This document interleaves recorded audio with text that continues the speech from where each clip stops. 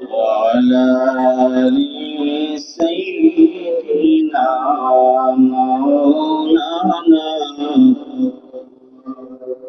মদিনারি ফুল বাগানে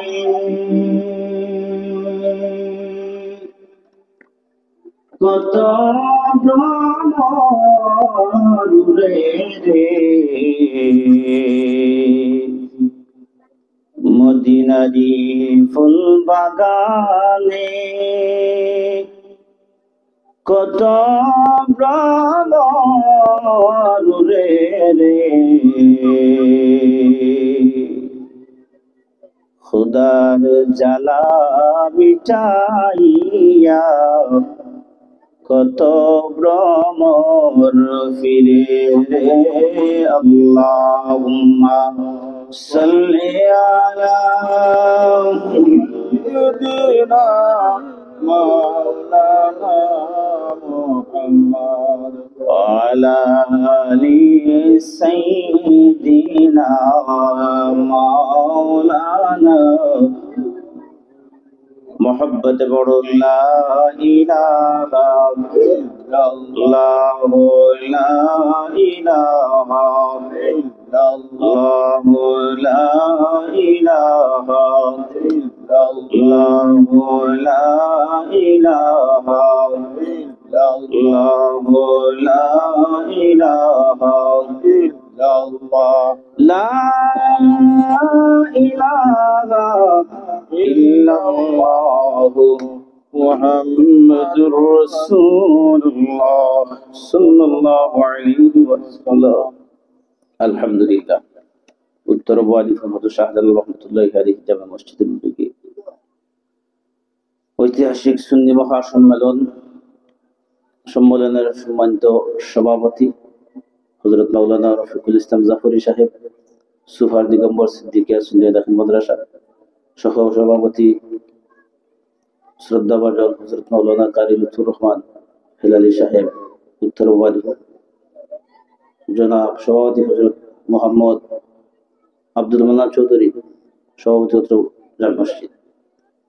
আজকের যিনি প্রধান অতিথির আসন গ্রহণ করবেন, এই মাহফিলের সৌন্দর্যমণ্ডিত করবেন মুফাসসিরে কোরআন হযরত মাওলানা আল্লাহ মুফতি ওয়াহিদুর রহমান আল কাদরি সাহেব চট্টগ্রাম, মুফাসসিরে কোরআন বিশেষ অতিথি হযরত মাওলানা শেখ মুশাহিদ আলী সাহেব অধ্যক্ষ হাজী আলিমুল্লাহ আলিয়া মাদ্রাসা সোনারঘাট, প্রধান বক্তা এলাকার কৃতি সন্তান হযরত মাওলানা কাজী জাহাঙ্গীর আলম ফারুকী সাহেব, সাধারণ সম্পাদক আহলে সুন্নাত ওয়াল জামাত বাহুবল উপজেলা।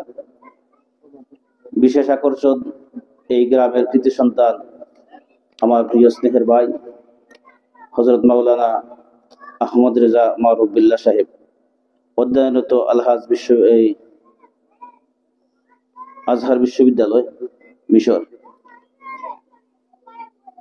বিশেষ বক্তা হযরত মাওলানা বেলাল আহমদ সাহেব, ইমাম ও খতিব পত্র জামে মসজিদ।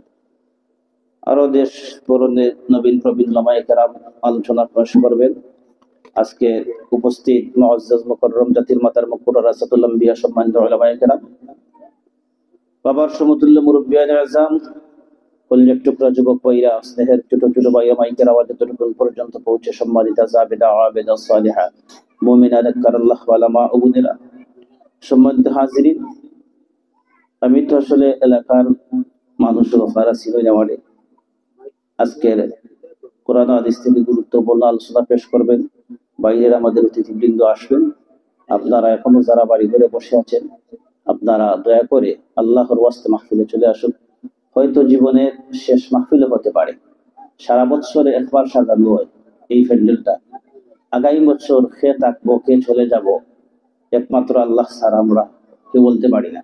সুতরাং দয়া করে মাইকের আওয়াজ যতটুকুন পর্যন্ত পৌঁছে অনুরোধ করব আমি, আপনারা দয়া করে মাহফিলে চলে আসুন। বাহিরের অতিথি আসবেন, এসে যেন তারা প্যান্ডেল খালি না পায়, আমার এই অনুরোধটা রইল। আপনারা দয়া করে মাহফিলে আসেন, প্যান্ডেলটা পড়েন, যেন মাহফিল এই বাইরের অতিথিরা আসলে তারা যেন আপনাদের প্রশংসা করে যান, এলাকার প্রশংসা করে যান যে প্যান্ডেলটা ভরপুর, মানুষ সবাই মাহফিলের প্রতি মনোযোগ আছে, মহব্বত আছে, ভালোবাসা আছে। ভালোবাসা সাজিয়ে আল্লাহ রাসূলের মহব্বতে আপনারা মাহফিল সাজিয়েছেন, এই অবস্থায় যেন বাহিরের অতিথিরা বুঝতে পারে। আল্লাহ তাআলা আমাদের তৌফিক দান করুন, সবাই বলুন আমিন। সম্মানিত হাজিরিন, যে মহাগ্রন্থ আল কোরআন থেকে একটি আয়াতে কারিমা তেলাওয়াত করলাম এবং রাসূলুল্লাহ সাল্লাল্লাহু আলাইহি ওয়াসাল্লামের অসংখ্য হাদিস মুবারক থেকে ছোট্ট একখানা হাদিসে কারিমা তেলাওয়াত করলাম। আল্লাহ সুবহানাহু ওয়া তাআলা যেন এই আয়াত এবং হাদিসকে সামনে রেখে আমাদের নিয়ে হেদায়েতের উদ্দেশ্যে কিছু কথা এবং বলার তৌফিক যেন আল্লাহ দান করেন, সবাই বলুন আমিন। সম্মানিত হাজিরিন, আমরা মূল আলোচনার মধ্যে ঢুকে যাই, ভূমিকা যাচ্ছি না। খুতবার মধ্যে যে আয়াতে কারিমা তেলাওয়াত করলাম, আল্লাহ সুবহানাহু ওয়া তাআলা বলেন, ওয়ামা তাদরি নাফসুম মাযা তাকসিবু গাদা। এমন কোন প্রাণী আছে যে সে আগামীকাল কি করবে জানা আছে নিব? আমরা কত পরিকল্পনা করি, কত প্ল্যান করি যে আগামীকাল এটা করব, সেটা করব, এখানে যাব, সেখানে যাব, কিন্তু আল্লাহ বলেন ওমা তাদরি নাফসুম মাযা তাকসিবু গাদা, যে তোমরা যে আগামীকাল পরিকল্পনা করতেছো সেই পরিকল্পনার বাস্তবায়ন কি তোমরা জানো? প্রশ্নবোধক। আল্লাহ বলছেন তোমরা কি জানো আগামীকালকের পরিকল্পনা তোমাদের এটা বাস্তবায়ন হবে? হবে কি? আয়াত কিন্তু প্রশ্নবোধক, যে হবে কি। এরপরে আল্লাহ বলেন ওমা তাদরি নাফসুম মাযা তাকসিবু গাদা ওমা তাদরি নাফসুম বিআইয়ি আরদিন তামুত। এবং প্রত্যেকটা প্রাণী যাদের জন্ম হয়েছে তাদের মরণ আছে, আছে কিনা? আর যাদের মরণ আছে তাদের ভয় আছে, আছে কিনা? আল্লাহ সেই কথা বলছেন যে মরণ তোমাদের কোন জায়গায় হবে, কোথায় হবে, কোন অবস্থায় হবে, কিভাবে হবে, একমাত্র আল্লাহ ছাড়া আর কেউ জানে না। সুতরাং আমরা সেই গন্তব্যে যাওয়ার আগে, সেই গন্তব্যে পৌঁছার আগে, যখন আমাদের পঞ্চ ইন্দ্রিয় সহ সমস্ত 3.5 হাত বডিটা তার ক্ষমতাসীন, যখন ক্ষমতা চলে যাবে আর দেহ চলবে না, সেই সময় আসার আগে আল্লাহ সুবহানাহু ওয়া তাআলা বলছেন যে সেই সময় আসার আগে তোমরা নিজের প্রস্তুতি গ্রহণ করো। ইন্নাল্লাহা আলিমুন খাবীর, যে প্রত্যেকটা বিষয়ে, প্রত্যেকটা জিনিসের উপরে আল্লাহ জ্ঞান রাখেন, যা তোমরা ধারণাই করতে পারো না। সুবহানাল্লাহ। আল্লাহ সুবহানাহু ওয়া তাআলা এই আয়াতে, অনেক লম্বা আয়াত, আমি শেষের কিছু অংশ পড়েছি। আয়াতের মধ্যে 5টা বিষয় আছে, আমি শেষের শুধু 2টা কলাম পড়েছি, বিস্তারিত আলোচনা করার সময় নাই। যে 5টা বিষয় আল্লাহ উল্লেখ করে প্রশ্নবোধক করেছে যে তোমরা কি জানো আমরা কি আগামীকালকে কি করব জানি? মরণ কার কোথায় আছে কি জানি? এই আয়াতের শেষ অংশ আমি পড়েছি। এরপর আল্লাহর নবীর একটা হাদিসের মধ্যে পাওয়া যায় যে মানুষ আগামীকাল কি করবে এবং তার মরণ কোথায় আছে, কিভাবে আছে, কেউ জানে না। এটা শুধু একমাত্র আল্লাহর কুদরতে হাতে তার সীমাবদ্ধ রেখেছেন, ঠিক কিনা বলে? আল্লাহ তাবারাকা ওয়া তাআলা যারা এই দুনিয়ার মধ্য থেকে আল্লাহর গোলামি করে যাবে, আল্লাহর ইবাদত করে যাবে, আল্লাহর দাসত্ব করে যাবে, ওই ব্যক্তিদের জন্য আল্লাহ পরকালে শান্তি রেখেছেন। আমরা দুনিয়ার শান্তি খুঁজি টাকা পয়সায়, রুজি রোজগারে, সম্পত্তি, আওলাদ, মাল, ধন দৌলত, ঠিক কিনা বলে? আল্লাহ বলতে পরকালের শান্তি হলো শুধু একমাত্র ঈমান আর আমল।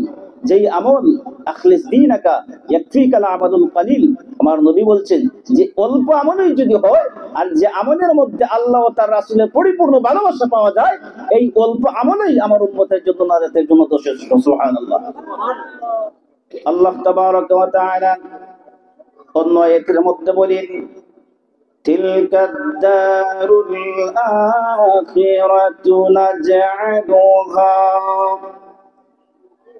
তিলকাদ দারুল আখিরাতু নাজআলুহা লিল্লাযীনা লা ইউরিদুন আল্লাহু আকবার لا يريدون عدوا في الأرض ولا فسادا في الأرض ولا فسادا والعاقبة للمتقين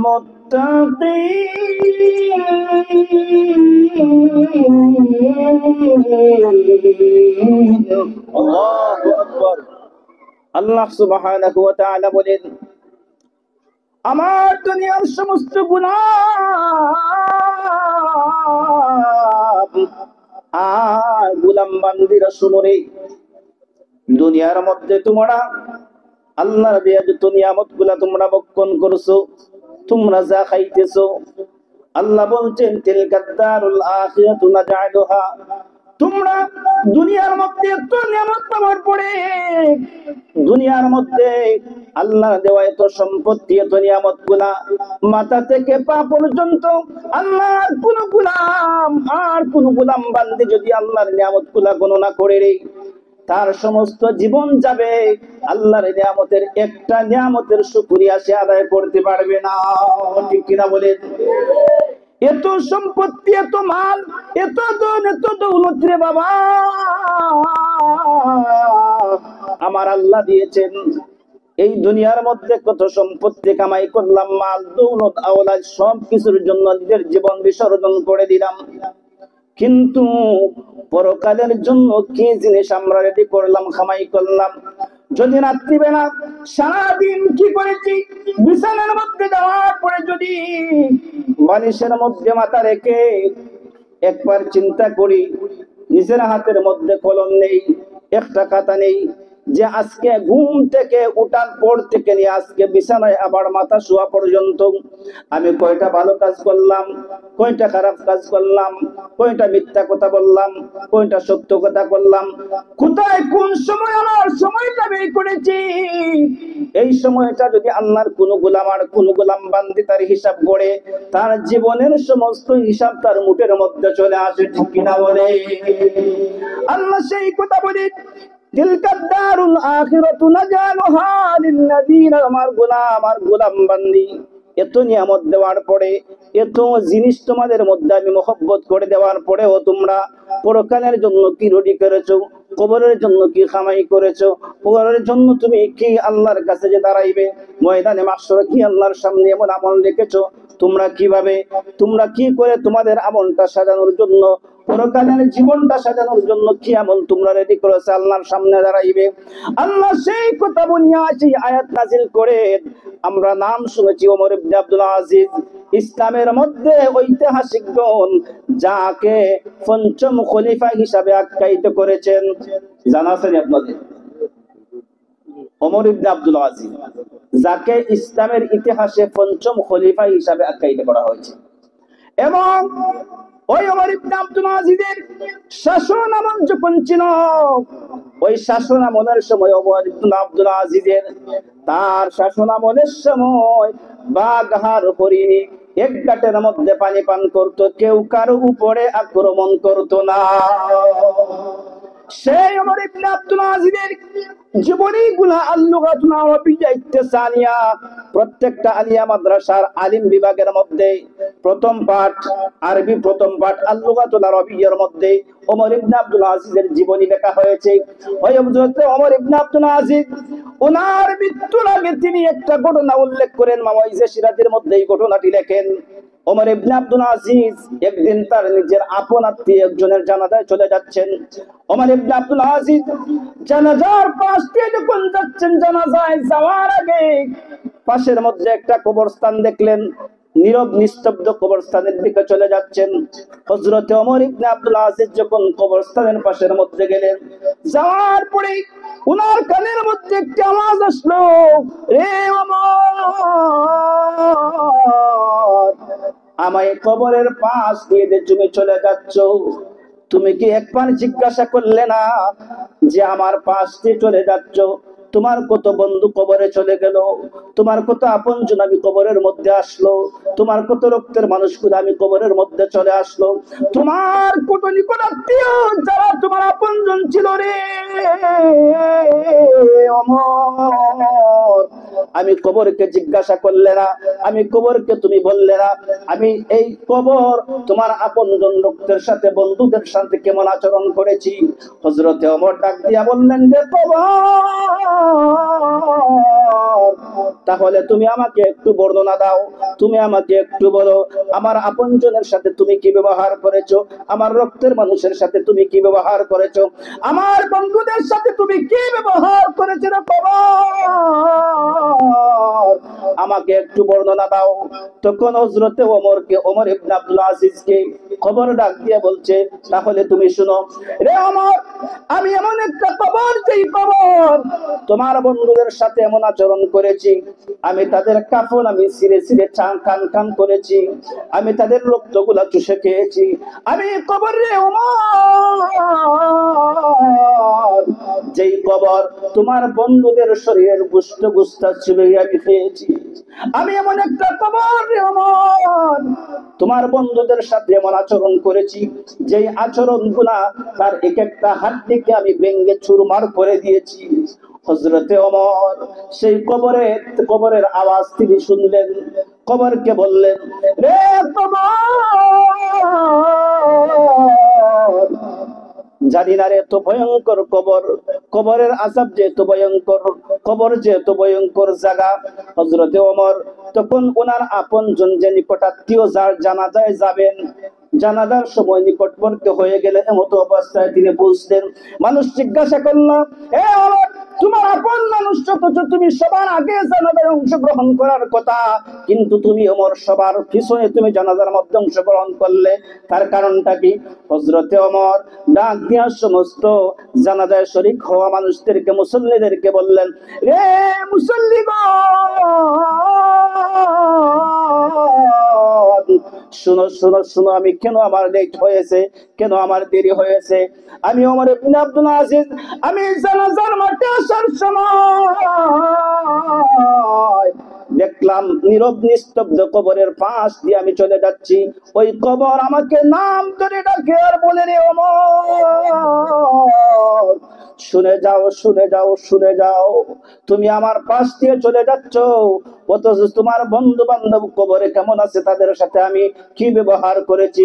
তুমি ওমর, তুমি কবর একবার আমাকে, তুমি ওমর, আমি কবরকে একবার জিজ্ঞাসা করলে না, কবরের যা আলোচনা করেছে, কবর যা জবাব দিয়েছে, ওই জবাবটা হুবহু নকল করে ওমর ইবনে আব্দুল আজিজ তিনি সেই বাক্যগুলা শুনাইলেন।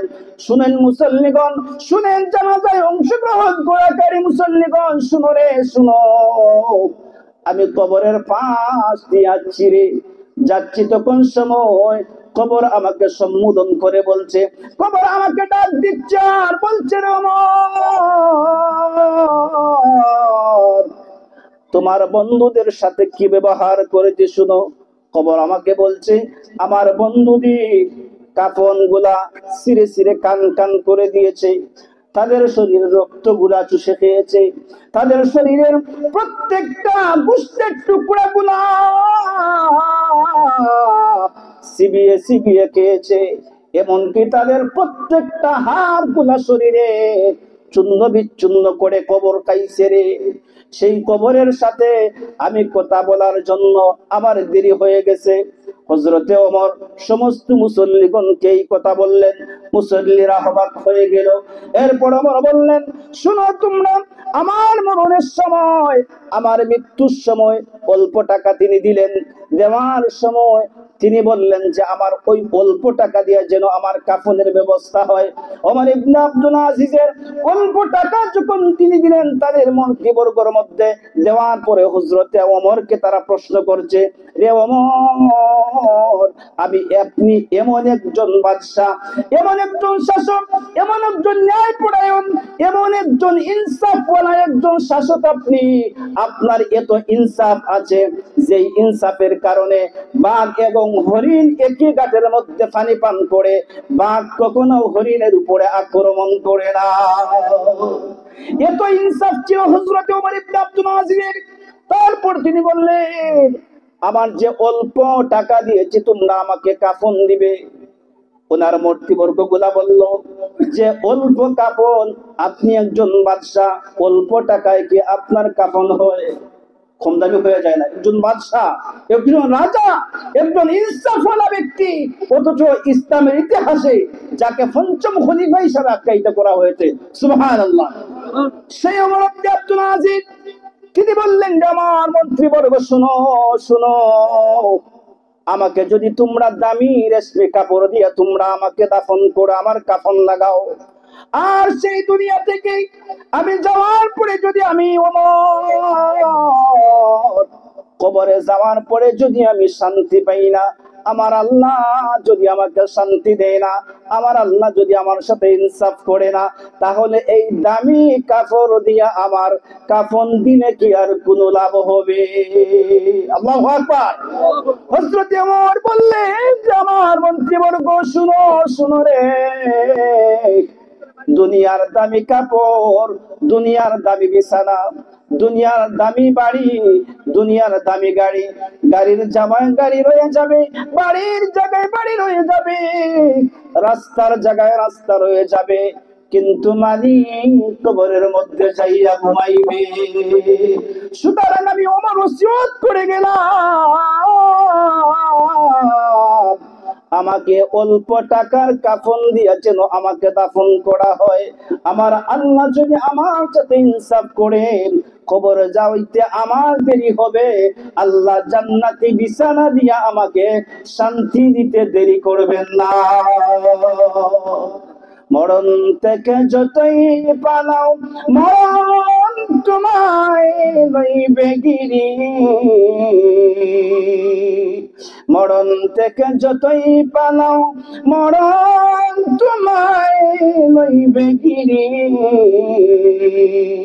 যদিও সুদূর আকাশ প্রাণে লুকাও সে তাই লাগিয়ে সিঁড়ি, যদিও সুদূর আকাশ প্রাণে লুকাও সে তাই লাগিয়ে সিঁড়ি, নদী পথে নৌকা চালাও ও মাঝি ভাই,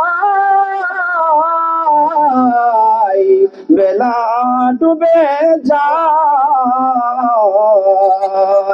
নদী পথে নৌকা চালাও ও মাঝি ভাই, বেলা ডুবে যায়, ডুবে গেলে বেলার আর উঠে নাও, ডুবে গেলে বেলার আর উঠে নাও, ভেঙে গেলে মেলার আর জমে নাও। ঠিক কিনা বলে? সুতরাং সম্মানিত হাজিরিন, আমরা আমার আলোচনা নবী স্থাপন বিদ্রি আমার একটা প্রোগ্রাম লাগে, যেটা হয়েছে আমার একটা আগে লাগবে।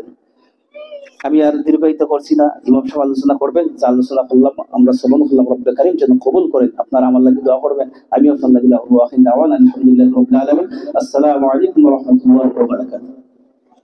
আপনার সাথে জানতে পারলাম জি জি অবশ্যই দরখাস্ত দোয়া করব।